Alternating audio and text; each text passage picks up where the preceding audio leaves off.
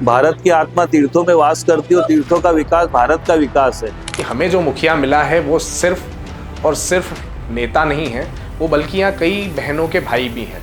निरंतर विकास की गंगा बहाते जा रहे हैं। चिकित्सा सेवाओं में अनुसंधान और इन चीज़ों को बढ़ावा देने के लिए जिस प्रकार से बड़े सेंटर्स होते हैं, उस सेंटर के रूप में भी डेवलप होने वाला है।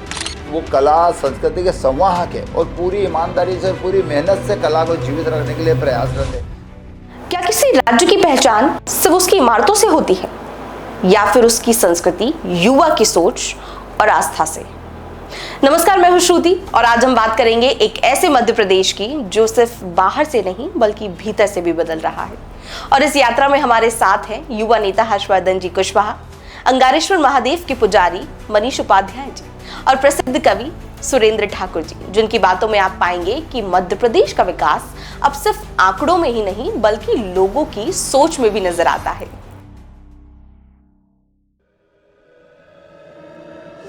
जय श्री महाकाल। ये एक बहुत ही सुनियोजित तरीके से, सुदृढ़ तरीके से विकास को युवाओं के लिए नए आयाम प्रदान करने का काम किया जा रहा है मध्य प्रदेश सरकार द्वारा। जैसा कि हम देखेंगे कि वर्तमान के जो मुख्यमंत्री हैं वे स्वयं भी बहुत ही उन्नत शिक्षाविद हैं। उन्हें बहुत बेहतर से मालूम है कि छात्रों के हित में क्या होना चाहिए, उन्हें किस प्रकार की आवश्यकता है और छात्र हित से राष्ट्र हित किस प्रकार से संभव है।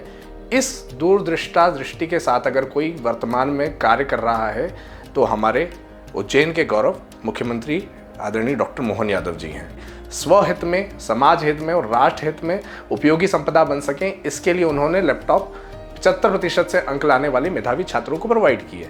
इन आयामों के अलावा अगर सिर्फ उज्जैन केंद्रित योजनाओं के बारे में अगर हम देखेंगे तो युवा के लिए बहुआयामी विकल्प विकसित होते जा रहे हैं। विक्रम नगर की जो उद्योगपुरी है उसने उज्जैन के परिदृश्य को किस प्रकार से बदला है, न सिर्फ औद्योगिक क्रांति की ओर अग्रसर कर रहा है बल्कि रोजगार के बहुआयाम लक्षित होके इसके माध्यम से परिलक्षित हो रहे हैं। ये बात बहुत बेहतर से जानने में आती है कि हमें जो मुखिया मिला है वो सिर्फ और सिर्फ नेता नहीं है, वो बल्कि यहाँ कई बहनों के भाई भी हैं। और अभी अभी इसके परिणाम स्वरूप हमने को ये देखने में आ रहा है कि आती दीपावली पे वो पूरी प्रदेश भर की बहनों के लिए इस लाडली बहना योजना का जो राशि है उसे बढ़ाकर 250 रुपये ऊपर करके 1500 रुपये करने वाले हैं।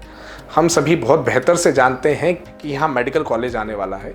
ये मेडिकल कॉलेज न सिर्फ शहर और विद्यार्थियों के जीवन में बदलाव लाएगा बल्कि हम इसको देखेंगे कि ये बड़े पीढ़ीगत बदलाव लेके आने वाला है।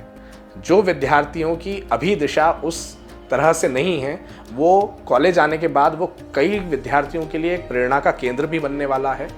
चिकित्सा सेवाओं में अनुसंधान और इन चीज़ों को बढ़ावा देने के लिए जिस प्रकार से बड़े सेंटर्स होते हैं, उस सेंटर के रूप में भी डेवलप होने वाला है। जिस प्रकार से चिकित्सा सेवाओं को नया आयाम दिया जा रहा है, उसी प्रकार से आपको जल्द ही देखने में आएगा कि इंदौर एकमात्र एक सेंटर हुआ करता था अभी आसपास के क्षेत्र के लिए। वैसे ही सेंटर्स को जोनली डेवलप करने के लिए माननीय मुख्यमंत्री जी अपने विजन के साथ आगे बढ़ रहे हैं और उसके परिणाम स्वरूप हमको देखने को आता है कि उज्जैन में एक बहुत बड़ा आईटी पार्क डेवलप होने वाला है जो युवाओं के लिए बड़े रोजगार के साधन सृजन करने वाला है और टेक्निकली स्किल्ड यूथ को एम्पावर्ड जॉब्स के लिए नए प्रोस्पेक्ट्स खुलने वाले हैं। यह सिर्फ उज्जैन में ही नहीं बल्कि भोपाल, ग्वालियर और जबलपुर केंद्रित भी होने वाला है।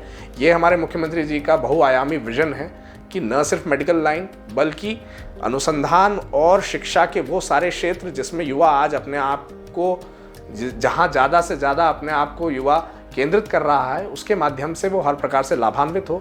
यह सरकार प्रचारित कर नहीं बल्कि ये प्रमाणित कर रही है कि किस प्रकार से उन्होंने जनता के जीवन में कितने बड़े बदलाव लाए हैं और अपनी मानवीयता प्रदर्शित करने, मानवीयता खुद की दिखाने के लिए राहवीर योजना आई है और उस व्यक्ति को इस बात का प्रोत्साहन मिले जो ये मानवीयता दिखाता है।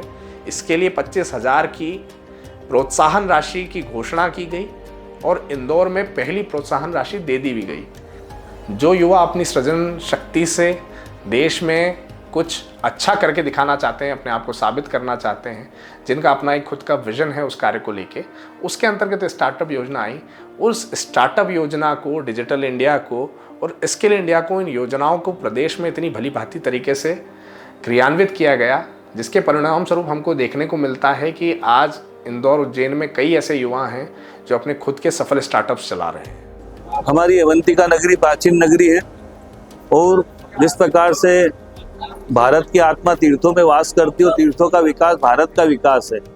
तीर्थों का विकास होगा, अवंतिका का विकास होगा, भक्तजन आएंगे, दर्शन करेंगे तो रोजगार, व्यापार, व्यवसाय सब चीज बढ़ेगी और उसका प्रत्यक्ष उदाहरण वर्तमान में हम देख रहे हैं। तो महाकाल लोक बनने के बाद जो है हमारे उज्जैन में दर्शनार्थियों की संख्या बढ़ी है। होटल से संबंधित रोजगार, पंडितों से संबंधित रोजगार, तो बहुत सारी चीजें आज जो है व्यावसायिक रूप पे उत्तरोत्तर वृद्धि होती जा रही है। परंपरा अनुसार और प्राचीन समय से हमारे अवंतिका में सिंहस्थ का आयोजन हर 12 वर्ष में होता है। बाकी सभी 3 तीर्थों में कुंभ का आयोजन होता है, किंतु अवंतिका में ही सिंहस्थ का आयोजन होता है। सिंहस्थ इसलिए होता है कि उस समय गुरु और सूर्य सिंह राशि में स्थित होते हैं, इसलिए उसको सिंहस्थ की संज्ञा दी गई है।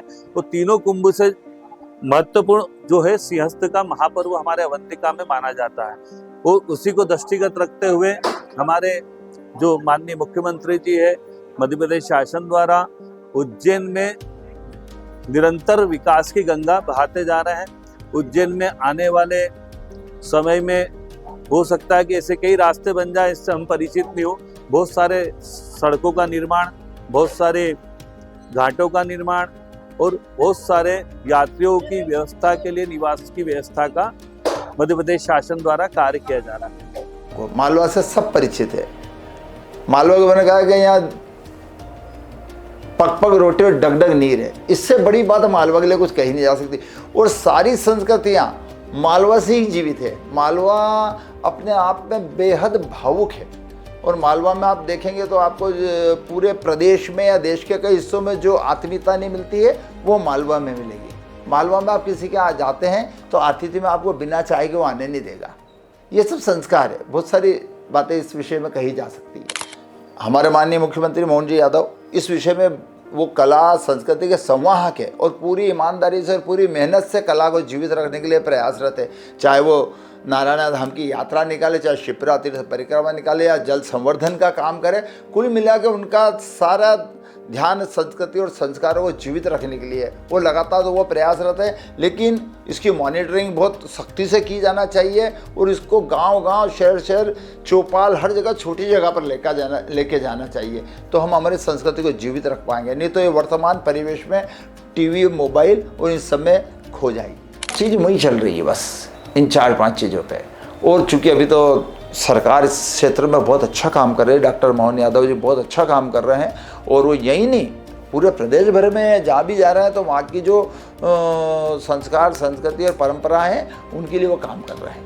तो बस अगर यही इसी गति से चलता रहेगा तो प्रदेश भी आगे बढ़ेगा और हमारे जो संस्कार और संस्कृति वो जीवित रहेगी और हम कह पाएंगे पूरे गर्व से कि हम मध्य प्रदेश के और मालवा के रहने वाले हैं।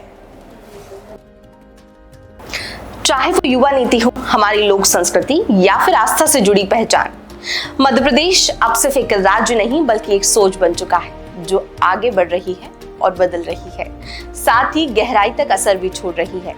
और इन 3 आवाजों ने हमें बताया है कि मध्य प्रदेश की आत्मा अब कितनी विशाल हो चुकी है, क्योंकि विकास सिर्फ बाहर से नहीं बल्कि भीतर से शुरू होता है। मैं हूं श्रुति, आगे मिलेंगे ऐसी और नई कहानियों के साथ। तब तक के लिए नमस्कार।